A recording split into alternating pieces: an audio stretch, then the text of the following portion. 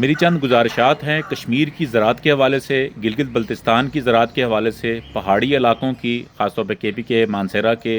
پہاڑی علاقوں کی زراعت کے حوالے سے، اور پوٹوہار یعنی کہ راولپنڈی ڈویژن کے اندر جتنے بھی پوٹوہار 7 مرتبہ پوٹوہار کی زراعت کے حوالے سے۔ اچھا، یہ میں اس لیے بات کر رہا ہوں کہ ہو سکتا ہے بہت سے لوگوں کو یہ بات بری لگے، لیکن یا ہو سکتا ہے کچھ لوگوں کو یہ آج سمجھ نہ آئے، اس کو سیو کر کے رکھ لیں، 10 سال بعد شاید سمجھ آ جائے آپ کو۔ بنیادی طور پہ یہ جو ہمارا سارا ریجن ہے، جو ماؤنٹینس ریجن ہے، اس کی زراعت میدانی علاقوں کی یا نہری علاقوں کی زراعت سے بہت فرق ہے۔ تو ہم نے جو ہے نا پچھلے ذرا 50-60 سالوں میں گرین ایولیوشن کے بعد اس پہ توجہ نہیں دی کہ پہاڑی علاقوں کی زراعت کو کیسے ہم نے کرنا ہے۔ اس حوالے سے میری صرف 2 گزارشات ہیں، کیونکہ آج کل اس وقت بڑی ایک تحریک چل رہی ہے کشمیر کے اندر بھی پچھلے 4-5 سالوں سے کہ جی ہمیں زراعت میں خود کفیل ہونا ہے، اور میرے دوست ہیں بڑے پیارے محبت والے سردار لیاقت صاحب، وہ بھی میرے بڑے پیارے محبت والے دوست ہیں، ان کی ٹیم۔ تو اس وقت ایک کوئی مومنٹم چل رہا ہے جس کی وجہ سے شاید ہو سکتا ہے کیونکہ زراعت کا کوئی پیکج اناؤنس ہونے جا رہا ہے۔ تو میری صرف 2 گزارشات ہیں، وہ اگر آپ یہ ساری کشمیر کے حوالے سے بھی بات کر رہا ہوں، میں جی بی کے حوالے سے بھی، پہاڑی علاقوں کے حوالے سے بھی، اور پوٹوہار کے حوالے سے بھی بات کر رہا ہوں، جہاں پر کہ پر ایکڑ پیداوار آپ کمپیٹ نہیں کر سکتے۔ اچھا، اس کی مثال میں اس طرح دوں گا کہ انڈیا میں 3-4 صوبے ہیں، اور پوری دنیا میں ایسا ہوا ہے کہ پوری اسٹیٹس کو نا آرگینک اسٹیٹس ڈکلیئر کیا گیا ہے، جہاں پر کہ جو کیمیکل پیسٹیسائڈس اور جو فرٹیلائزرز ہیں، جو زہر آلود دوائیں ہیں، اور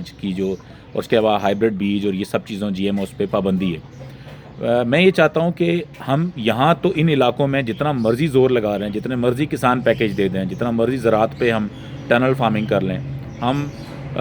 پنجاب کی زراعت کو یا کے پی کے کی نہری نظام کی زراعت کو یا سندھ کے جو نہری نظام کی زراعت کو کمپیٹ نہیں کر سکتے پر ایکڑ۔ لیکن جس پہ ہم کمپیٹ کر سکتے ہیں نا، اس کے اوپر آپ کو فوکس کرنا ہے، اور وہ ہے ہماری آرگینک فارمنگ، وہ ہے ہماری قدرتی فارمنگ، ہمارا دیسی جو ہے نا غذائیں۔ اگر میں آپ سے یہ ریکویسٹ کروں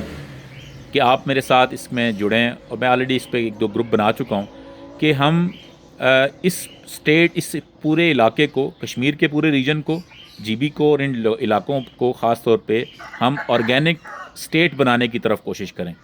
اور ہم یہ اچیو کر سکتے ہیں اگلے 5-10 سالوں میں، صرف اور صرف ول کی ضرورت ہے۔ تو میری گزارش ہے، میں نے اس کے لیے تقریباً اس کے اوپر 12-15 پوائنٹس لکھے ہیں، وہ لکھ کے میں آپ کو اس کے کامنٹس میں بھیج بھی دوں گا، لیکن اس کا جو لب لباب میں نے آپ کو بتا دیا وہ یہ ہے کہ ہمیں اپنی زراعت کو جو ہمارے جیسے کہ دیسی بیج ہیں ہمارے، ان کو پرزرو کرنا ہے، ہمیں قدرتی جو ہمارے پاس آرگینک جو اس وقت فروٹس ہیں ان کو پرزرو کرنا ہے، اور ان کی پیداوار کے اوپر کام کرنا ہے، اور اس کے لیے جو بھی ہمارے پاس بیسٹ پریکٹسز ہیں ان کو اڈاپٹ کرنا ہے، اور وہ اس کے اوپر لمبی ڈیبیٹ ہو سکتی ہے۔ لیکن اگر ہم نے آنے والے سالوں میں زراعت کے پیکیجز کے نام پہ، یا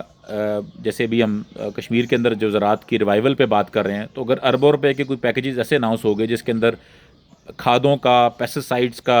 اور کیمیکلز کا استعمال بہت بڑھ گیا، تو ہمارا جو بچا اور کھچا، ابھی اس وقت ہم زیرو زراعت پہ کھڑے ہیں، زیرو پہ کھڑے ہیں، لیکن اگر ہم نے آج صحیح راستے پہ اختیار کرے تو ہم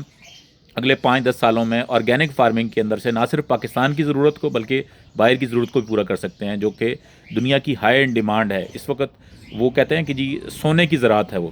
لیکن اگر ہم نے اس سارے علاقے کو زہر آلود کر دیا، جس طرح کہ ہم نے پنجاب کی زمینوں کو زہر آلود کر دیا ہوا ہے، اس میں پیسٹیسائڈز ڈال کے، اس میں کیمیکلز ڈال کے، اس کے اندر جو ہے نا ہم نے ابھی اس وقت جب آپ کی پوری انڈسٹری ہوتی ہے، جس طرح فارماسیوٹیکل انڈسٹری ہے، اب سب ایکسپوز ہو چکی ہے، فارمیسی مطلب آپ دوائیاں ٹیسٹ ہوتے ہیں، دوائیاں بکتی ہیں، پھر فارماسیوٹیکل انڈسٹری ہے، پھر اسی کے ساتھ پورا چین ہے، ہاسپٹل کا پورا چین ہے، جو کہ اب یہ بات طے ہو چکی ہے کہ ہاسپٹلس بہت تھوڑی تعداد میں جو ہے وہ ریلیف دے رہے ہیں، لائف سیونگ کچھ پوائنٹس پہ ہیلپ کر رہے ہیں، لیکن میجورٹی جو میڈیسنز ہیں وہ خراب کر رہی ہیں، فارماسیوٹیکل انڈسٹری خراب کر رہی ہے۔ اسی طرح ہی زراعت کی بھی یہی چین ہے کہ بیج جو بنانے والی کمپنیاں ہیں، وہی کھاد بنانے والی کمپنیاں ہیں، اور وہی پیسٹیسائڈ والی کمپنیاں ہیں، اور اس کی وجہ سے ہماری ہیومن ہیلتھ متاثر ہو رہی ہے، کیونکہ غذا کی وجہ سے ہمارا صحت خراب ہو رہی ہے۔ تو میرا میسج یہ ہے، میں پورا پوائنٹ دے دیتا ہوں اس کے اوپر، 2 پیغام ہیں۔ ایک تو ہماری جو ایگریکلچر ہے اس کو آرگینک کی طرف لے کے جائیں، آپ سکم، انڈیا کا ایک سکم صوبہ ہے، اس کو فالو کریں، اتراکھنڈ کا علاقہ ہے، ان کو وہاں پہ فالو کریں، اور ان کی زراعت جو ہے، جو آرگینک فارمنگ پہ کام کر رہے ہیں،